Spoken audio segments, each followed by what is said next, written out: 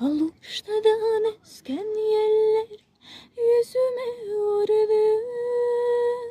Balalıktan esken yerler gözüme düştü. Aluştadan esken yeller yüzüme vurdu. Balalıktan esken yerler gözüme düştü.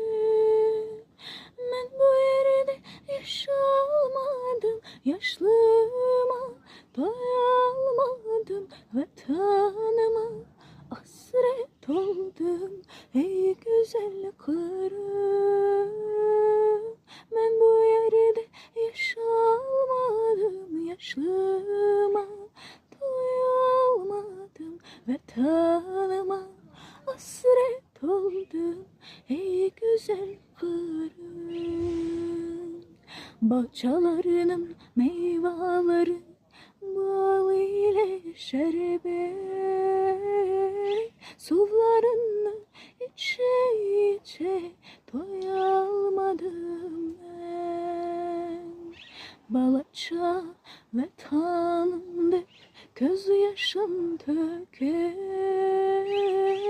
kartlarımız